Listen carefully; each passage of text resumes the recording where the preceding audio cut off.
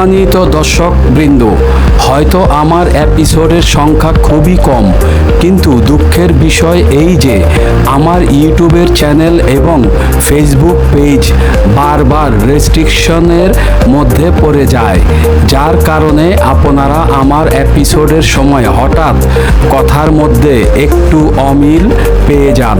তাই বর্তমান মেটার নিয়ম অনুযায়ী আমি প্রোগ্রাম তৈরি করেছি। সেক্ষেত্রে কোনো প্রোগ্রাম খণ্ড করে দুই ভাগে আপনাদের মধ্যে পরিবেশন করা হবে। এমতো অবস্থায় দয়া করে আপনারা আমার পাশে থেকে সহযোগিতা করবেন। মোহাম্মদ শহীদুল ইসলাম আজিম, নীরব জনতা এবং জাগো জনতা।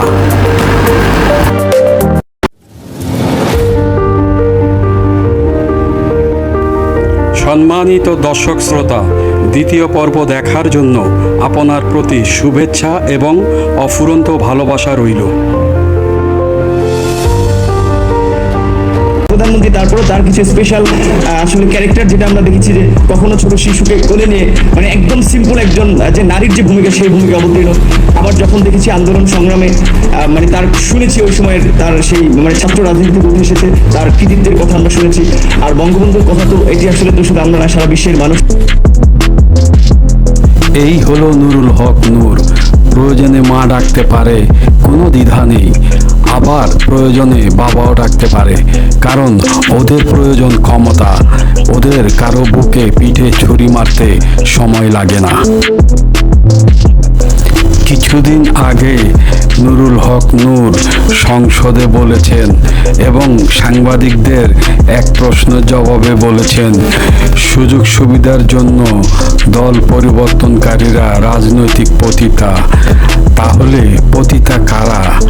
এই নূররাই তো। ইংলিশ রোডের নাকি ঢাকার ঐতিহ্যবাহী ইংলিশ রোডের, নাকি নারায়ণগঞ্জের, নাকি দৌলদিয়া ঘাটের? কোনটার? এইটার ব্যাখ্যা নূরই দিতে পারবে। রাশেদ খান নূরের আরেক কপি, অর্থাৎ ডুপ্লিকেট কপি। সেম নূরের স্বভাব চরিত্র সে পেয়েছে। সে বলে প্রধানমন্ত্রী তারেক রহমান তার উপরে অগাধ বিশ্বাস রাখে এবং অগাধ বিশ্বাসের অধিকারী সে। কোন বিশ্বাসে কোন দিন তারেক রহমানের পিঠে ছুরি মারে, সেটা সেদিনই তারেক রহমান বুঝবেন। আমাদের জাতীয় সংসদের স্পিকার হাফিজউদ্দিন আহমেদ নূরকে অবৈধ বললেন।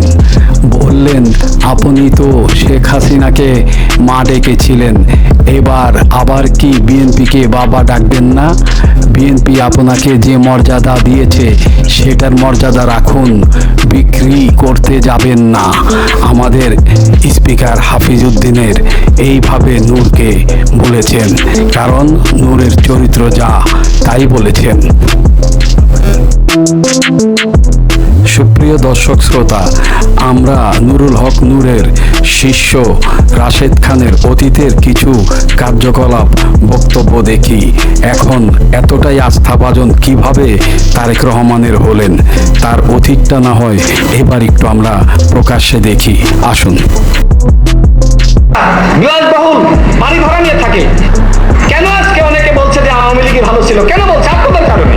যে ছেলেগুলো খাইতে পারতো না, পড়তে পারতো না, আমরা মেস ভাড়া দিয়েছি, নুরুল হক নূর, আমি সহ আমরা মেস ভাড়া ম্যানেজ করে দিয়েছি। সেই ছেলেগুলো আজকে প্রাডো গাড়িতে চড়ে, সেই ছেলেগুলো আজকে দামি দামি গাড়িতে চড়ে। আজকে তাদের পোশাক আশাকের পরিবর্তন দেখেন। আজকে তারা বিলাসবহুল বাড়ি ভাড়া নিয়ে থাকে। কেন আজকে অনেকে বলছে যে আওয়ামী লীগই ভালো ছিল? কেন বলছে? আপনাদের কারণে। গণপ্রজাতন্ত্রী বাংলাদেশ সরকারের মাননীয় স্বরাষ্ট্রমন্ত্রী, মুক্তিযুদ্ধ বিষয়ক মন্ত্রী এবং আমার সামনে উপস্থিত বাংলাদেশ জাতীয়তাবাদী দল বিএনপির নেতৃবৃন্দ ফুলের তোলা হাতে তাকে রিসিভ করার জন্য। আমরা চাই আওয়ামী লীগ বাংলাদেশে ফিরে আসুক, শেখ হাসিনা ফিরে আসুক।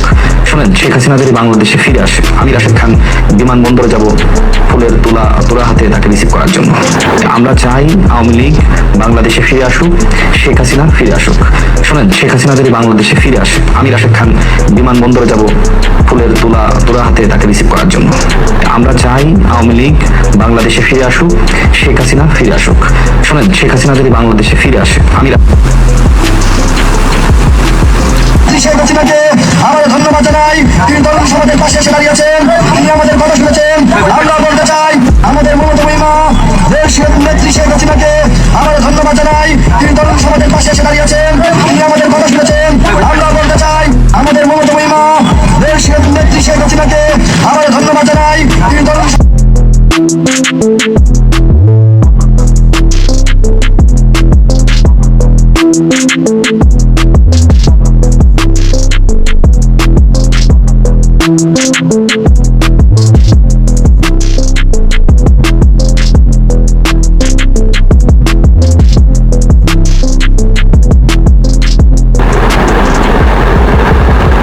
আপনি তো নগদ দিতে মানে ই করে দিতেন মানে আপনি সাপোর্ট করেন আপনারা আপনি আমার কলা দোষ আমি তো আপনি কলা দোষ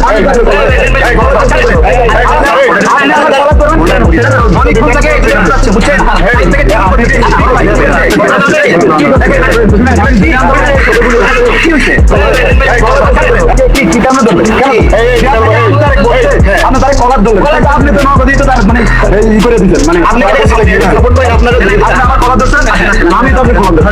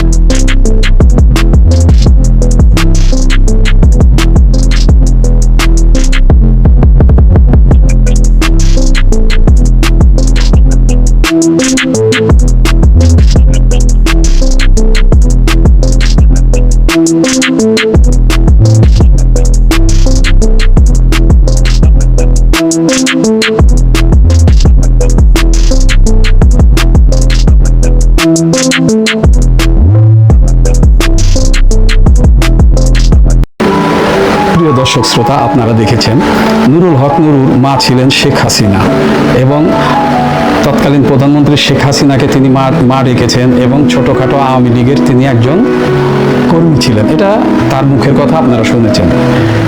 রাশেদ খান তার দলের একই অবস্থা। এই রাশেদ খান এখন প্রতিদিন তার দেখবেন সোশ্যাল মিডিয়ায় কোনো না কোনো এপিসোড থাকে। সে এপিসোডে কি থাকে? বিভিন্ন ধরনের কথা, যেমন প্রতিদিন জামাতের বিরুদ্ধে একটা না একটা কথা, তারপরে সাবেক সরকারের বিরুদ্ধে কথা। ইভেন তিনি মনে করেন বলছেন যে বর্তমান প্রধানমন্ত্রী জনাব তারেক রহমান সাহেব তার উপরে অগাধ আস্থা রাখেন। তো ভাইয়া রাশেদ প্রধান, তোমাদেরকে সৃষ্টি করার পিছনে মানে ধূলিকণা সমান অবদান এই শহীদুল ইসলাম আজিমের আছে, সবচেয়ে বড় অবদান মাহমুদুর রহমান মান্না সাহেবের আছে। আর কিছু বলবো না। এবং ইউটিউবার বলি আমাদের ভাইয়ারা, মিনাকি ভাই, তারপরে কনক সারোয়ার ভাই, তারপরে আরও যারা আছেন,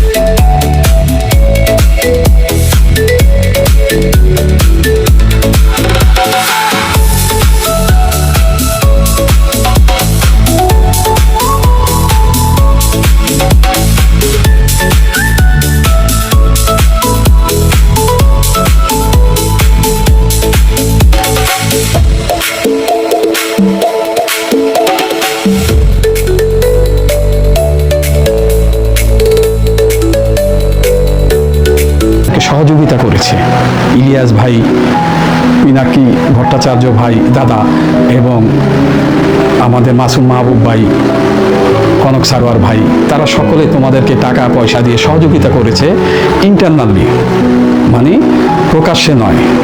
তারপরে মান্না সাহেব তোমার জন্য যথেষ্ট করেছে, যেহেতু তুমি ভিপি ছিলে।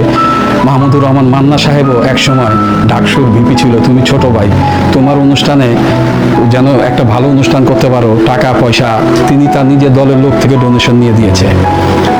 আর আজ তুমি বিএনপিতে ঢুকে তুমি হয়ে গেলে কি সম্পূর্ণ বিএনপির, রাশেদ খান সম্পূর্ণ বিএনপির, রাশেদ খান প্রধান। তো আমি বলবো যে তুমি বলো রাশেদ খান প্রধান যে তোমার প্রতি যথেষ্ট আস্থা আমাদের প্রধানমন্ত্রীর। তুমি যদি এতটুকু এই কথা বলতে পারো, তাহলে আমার ভাই ডাক্তার জাহিদুর রহমান, যার সাথে আমি সরাসরি অল্প কিছু দিন এবং কিছু মঞ্চে রাজনীতি করার সৌভাগ্য হয়েছিল।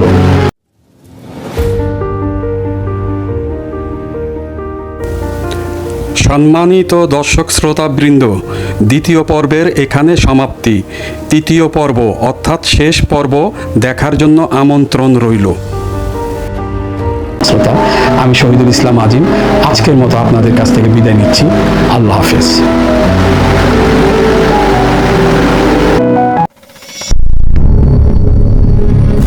নীরব জনতা এবং জাগো জনতা দেশ এবং সাধারণ জনতার কথা বলে।